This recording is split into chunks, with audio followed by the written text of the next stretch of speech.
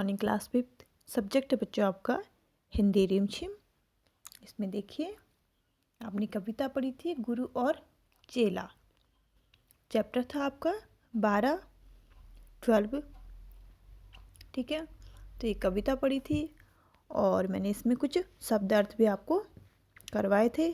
तो आज मैं पाठ से संबंधित कुछ अपने आप मैंने कुछ क्वेश्चन बनाए हैं, उनको मैं करवाऊंगी।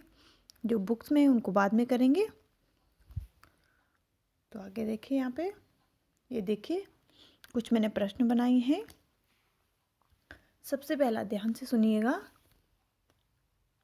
रिक्त स्थानों की पूर्ति कीजिए। ठीक है, ये आपकी बुक में नहीं, ये मैंने खुद से बनाए हैं।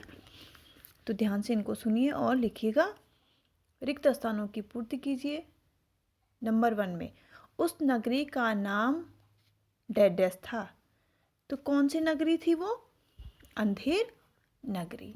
कौन सी नगरी? अंधेर नगरी। दूसरा है वहाँ हर वस्तु डैडस में मिलती थी। किस में? टकासेर में। ठीक है ना, टकासेर भाजी, टकासेर खाजा, सब कुछ टकासेर मिलता था।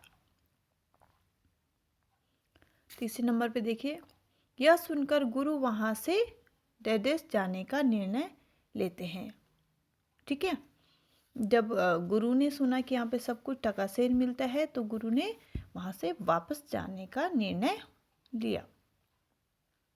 4 नंबर पे, यदि मंत्री की गर्दन फंदे के बराबर होती तो उसे डैडस चढ़ा दिया जाता, फांसी पर चढ़ा दिया जाता। ठीक है।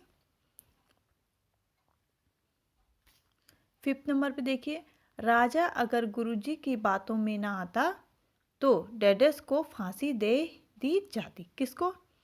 चेले को। ठीक है ना, तो चेले ने कुछ चाल चली थी, उसने अपना दिमाग लड़ाया था, तो इसलिए उसकी जान बची, नहीं तो वो फांसी चढ़ जाता। ठीक है ना, तो सबसे पहले आपने 5 जो रिक्त स्थान है इनको करना है।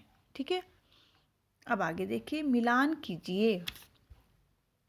ठीक है, मिलान कीजिए। यहाँ पे है देश और पैसा। ठीक है, यहाँ पे देश का नाम है, उसके पैसे का नाम। ठीक है, तो सबसे पहले यहाँ पे क नंबर पे बांग्लादेश, ख पे जापान, ग पे भारत, घ पे फ्रांस, ग पे इंग्लैंड। ठीक है, पहला है बांग्लादेश, फिर है जापान, फिर है भारत, फ्रांस और इंग्लैंड। और इधर दिया पैसा, पाउंड, रुपया, येन, टका, यूरो। ठीक है ना, मैंने आपको यहाँ पे मिलान करके दिया है।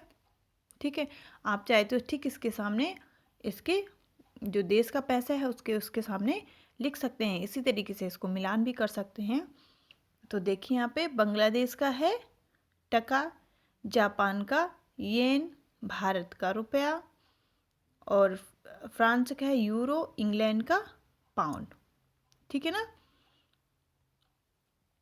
आगे देखिए एक प्रश्न है यहाँ पे, बाकी के प्रश्न आपको कल करवाऊंगी। एक बार गुरु और उसका शिष्य कहाँ घूमने जाते हैं? ठीक है ना, गुरु और शिष्य कहीं घूमने जाते हैं तो कहाँ जाते हैं? तो एक बार गुरु और उसका शिष्य एक नगरी में घूमने जाते हैं। ठीक है ना, आपको भी पता है कि दोनों एक नगरी में आ जाते हैं, घूमते घूमते एक नगरी में आ जाते हैं। तो ये प्रश्न बच्चों आज आपने अपनी कॉपी पे करने हैं। ठीक है ना, इतना ही आज आपके लिए काम है।